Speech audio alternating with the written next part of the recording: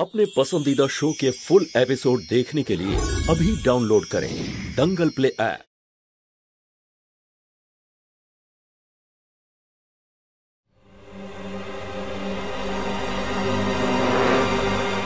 রঞ্জু মিশ্র,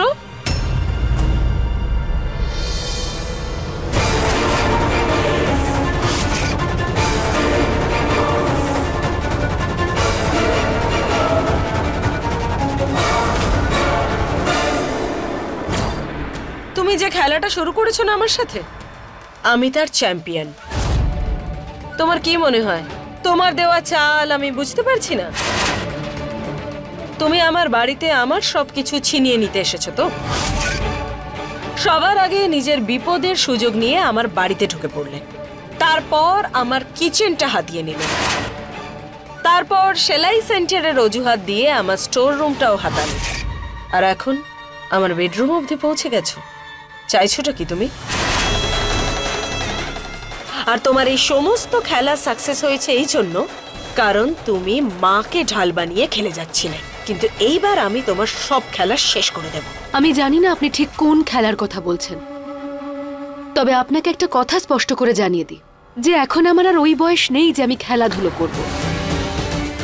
আর রইল কথা আপনার ঘরে ঢোকার, তাহলে আমি একজন অসহায় অসুস্থ মানুষকে দেখতে গেছিলাম। যদি মিশ্রবাবুর জায়গায় অন্য কেউ থাকতো তাহলে আমি এটাই করতাম, কারণ এটাকে মানবিকতা বলে, খেলা নয়। মানবিকতার কথা তুমি না বললেই ভালো হয়। যার মানসিকতাটাই খারাপ তার মুখে এইসব কথা মানায় না। আমি কি ধরনের মানুষ সেটা সিদ্ধিদাতা গণেশ খুব ভালো করে জানে, আর আপনার মুখে এসব কথা মানায় না, না হলে সবার চরিত্রের ওপর আঙুল উঠবে। আর তুমি যদি ধোয়া তুলসী পাতা হও তাহলে প্রমাণ দিচ্ছ না কেন? তুমিই তো বলো না যে গুড্ডুর সাথে তোমার নাকি কোনো সম্পর্ক নেই, তাহলে ডিভোর্স পেপারে সাইন করো আর প্রমাণ করে দাও। তবে আমার মনে হচ্ছে আমার বাড়িটা তোমার একটু বেশি পছন্দ হয়েছে। আরে বৌমা কোথায় গেল?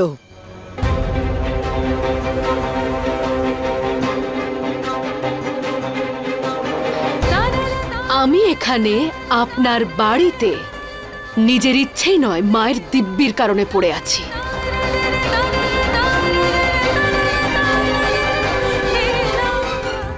আর রইল ওই কাগজে সাইন করার কথা, সে তো আমি এক্ষুনি।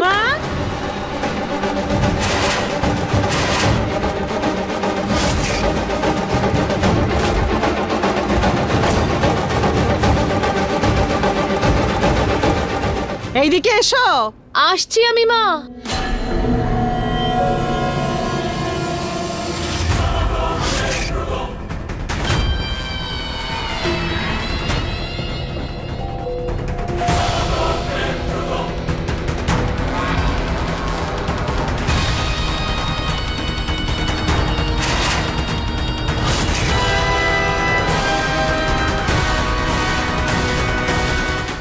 এত দেরি কেন হলো?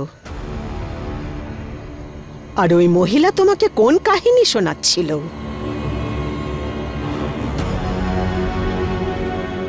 তেমন কিছু নয় মা, আপনি দুধটা খান।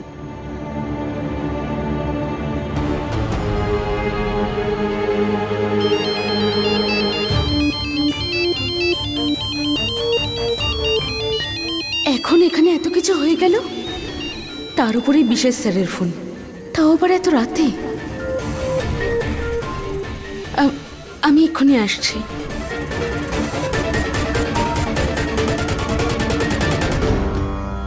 তুমিই তো বলো না যে গুড্ডুর সাথে তোমার নাকি কোনো সম্পর্ক নেই, তাহলে ডিভোর্স পেপারে সাইন করো আর প্রমাণ করে দাও।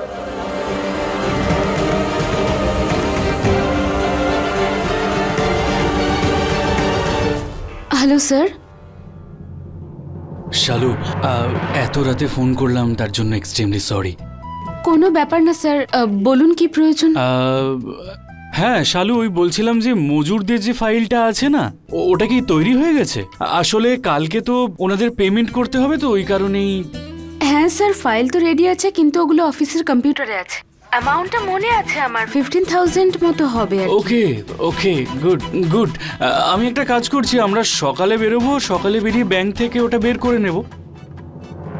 একটা কাজ করছি, কাল 1:45-এ ব্যাংকের সামনে দেখা করি। কাজ থাকলে তো আমায় যেতেই হবে, কি আর করব। কি হলো, কোনো সমস্যা? না স্যার, কোনো ব্যাপার না। আমি কাল ব্যাংক থেকে হয়ে দেখা করছি 1:45 নাগাদ। সত্যি কোনো সমস্যা নেই তো? না না স্যার, কোনো ব্যাপার না, সকালে দেখা হচ্ছে আমাদের। Okay, good night. Bye sir.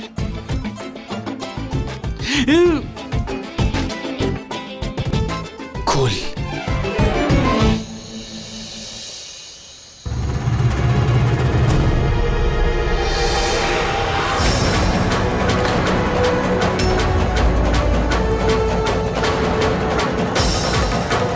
এসব কি করছো?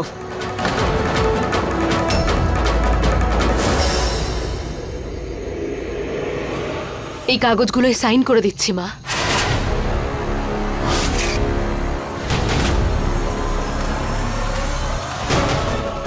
আমি তোমাকে সই করতে দেব না।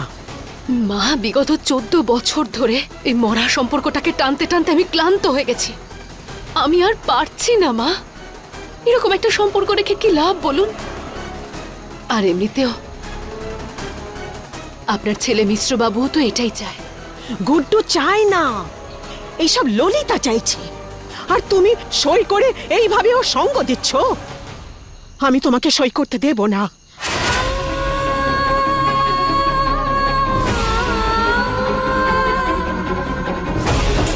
আমি এক্ষুনি গিয়ে গুড্ডুর সাথে কথা বলবো। না মা, আর কারোর সাথে কোনো কথা বলে লাভ হবে না,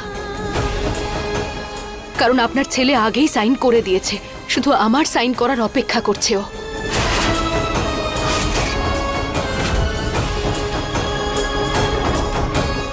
আরও তো ঠিকই করছে। বৌমা, এখানে সত্যি মিথ্যের মধ্যে কোনো পার্থক্য নেই। মিথ্যেটাকে সত্যি করাটাই হচ্ছে পার্থক্য। যতক্ষণ না এটা হবে, আমি তোমাকে কোনো কাগজে সই করতে দেব না। মা, আপনি ঠাম্মা ঠিকই বলেছে।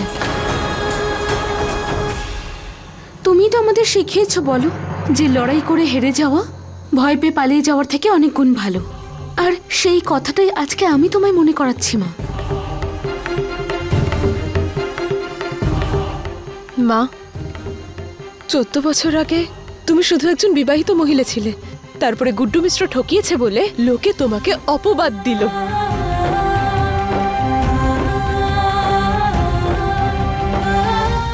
আর আজ সে তোমাকে ডিভোর্সই বানাতে চাইছে। এসব আর কতদিন চলবে মা? এইবার নিজের জীবনের সিদ্ধান্ত আর অন্যদের নিতে দিও না তুমি। মা, একটা কথা বলো তো আমায়, শুধু কি এই গুড্ডু মিশ্র বা ছেলেদেরই এই অধিকার থাকে যে যখন খুশি বিয়ে করবে আর যখন চাইবে ডিভোর্স দিয়ে দেবে? আর মেয়েদের কি একটাই অধিকার যে ছেলেদের পাঠানো কাগজে সাইন করে দিতে হবে? আরে বিয়েটা যখন দুজনের মনের ইচ্ছে হয়েছে, তখন ডিভোর্সের সিদ্ধান্ত একতরফা কি করে হতে পারে?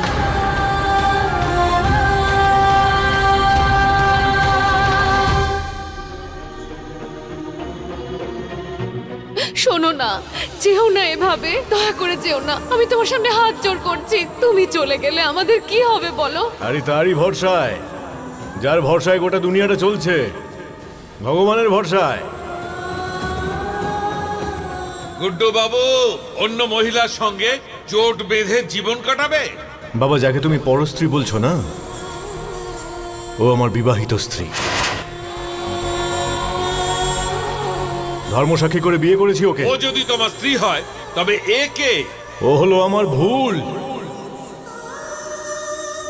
বিচ্ছেদের জন্য সই করাটা সঠিক জায়গায় করা উচিত, কিন্তু ভাগ্য স্ত্রীর কপালে লেখা থাকে। আমি তোমাকে কাগজে সই করতে কিছুতেই দেব না।